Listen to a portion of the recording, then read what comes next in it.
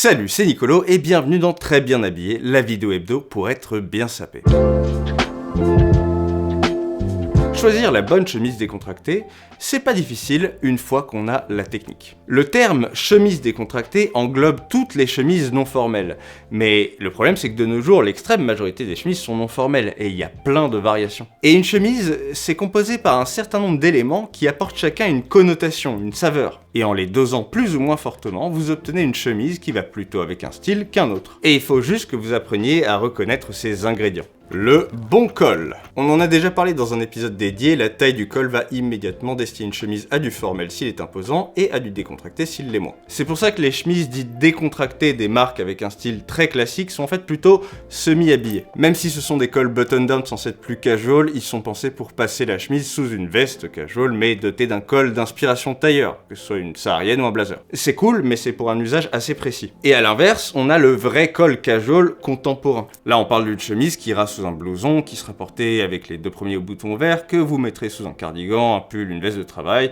ou sur un t-shirt. Et bien sûr on veut pas un col minuscule, sinon c'est un petit peu ridicule, mais on ne veut pas un col si gros qu'on ne voit que lui sur la chemise. C'est aussi pour ça que les cols un peu funky genre club, tab collar, pin collar, longue pointe n'ont souvent rien à faire dans une tenue casual contemporaine. Ah et d'ailleurs les cols casual sont plutôt souples, on ne veut pas des cols rigides de cérémonie ou de business dans une tenue relax. Ensuite on a le cas des cols sans col, ils rendent une chemise à la fois plus relaxe et épurée. Particulièrement utile quand vous portez la chemise sous une pièce avec un col chemise comme un blouson pour éviter un drôle d'effet un peu double col. Ils ne se valent pas tous cependant, le col officier remonte plus ou moins haut sur le cou comme un pied de colle et se ferme sur un bouton. Et le col Mao ou mandarin remonte et se finit sur un genre de fente. Ces deux-là font un peu plus précieux justement parce qu'ils remontent et surtout le Mao parce qu'il est plus fantaisiste. La vraie version décontractée c'est surtout celle qui est souple et ne remonte pas. En anglais on le trouve parfois sous le nom de Grandad Collar, donc col grand-père je suppose. Et enfin on a les cols cubains ou camp collar, très communs sur les chemisettes mais ça se trouve aussi sur de la manche longue. C'est vrai que ce genre de col qui s'étale occupe un peu toute l'attention sur la chemise, mais il est anti-formel par excellence donc il ne la rend pas plus habillée, au contraire. Bien pour enrichir visuellement une tenue simple si vous portez juste la chemise ou en layering avec un t-shirt en dessous. Les poches. Les poches sont pas obligatoires pour rendre une chemise casual, mais c'est vrai que ça distingue la chemise des chemises habillées qui sont pas censées en avoir. Et par ailleurs, ça aide à donner un genre à la chemise. Comme on a très peu d'éléments visuels sur lesquels jouer, une ou deux poches sur une chemise, ça peut changer sa nature du tout au tout. Par exemple, vous prenez une chemise en denim assez classique, vous lui collez deux poches à rabat en pointe et bam, il en faut à peine plus pour faire une chemise western. Chemise en chambrée bleue, deux poches rectangulaires à boutons et ça devient plus ou moins une workshirt. D'ailleurs, ça joue tellement qu'il suffit parfois de deux poches pour qu'on se mette à appeler ça une surchemise. J'ai écrit un article entier sur toutes ces poches et leurs variations, je vous conseille de le checker, lien dans la description. Les autres détails. Il reste d'autres détails qui, cumulés, ont quand même pas mal d'importance pour donner un genre à la chemise. Par exemple, la gorge, c'est-à-dire la rangée de boutons du milieu. Ça va de la gorge invisible complètement plate à la maxi-gorge américaine à deux coutures. Plus vous avez une gorge apparente, plus la chemise devient casual, voire carrément workwear. Et plus elle est simple ou cachée, plus c'est quelque chose d'habillé. On peut rarement se planter avec une gorge cousue simple ou une gorge américaine pas trop massive si on veut que ce soit un peu plus casual. Deuxième détail, les poignets. Bon là c'est un peu comme les cols, quand c'est trop funky avec trop de boutons ou trop imposant, c'est plutôt formel, voire un peu rétro.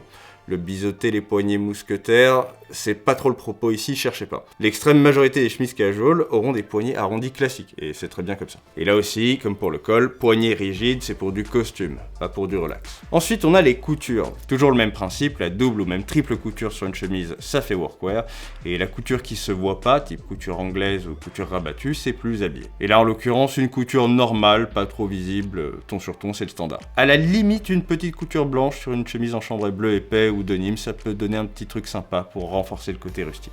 Et enfin, on a les boutons. Du plus élégant au plus décontracté, vous avez nacre teinté, car oui, on peut la colorer, corne de bois et corozo, qui peut passer pour du plastique, mais c'en est pas, et très rarement le métal. Et évidemment, toutes les imitations de ces matières-là. Pour le coup, les simples boutons en nacre restent un sans faute sur la plupart des modèles casual, du moment qu'ils ne sont pas trop massifs ou ornementés. Pour le reste, c'est un peu un feeling, le designer va choisir une couleur de bouton qui va bien avec le tissu, en tout cas s'il fait bien son travail. Parfois c'est un peu trop contrasté ou pas du tout et ça rend la chemise un peu cheap. Le tissu.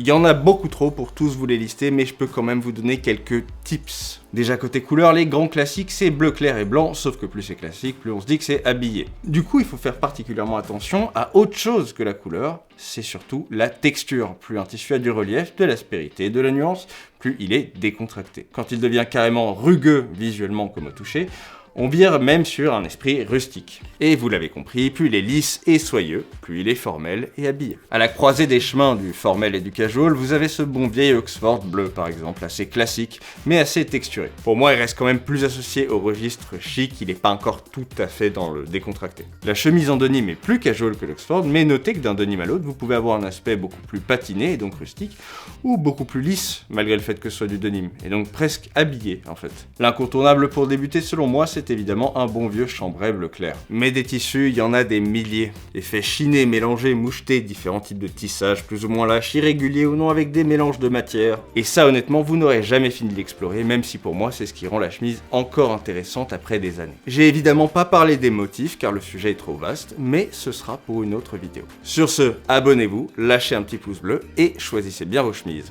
A plus!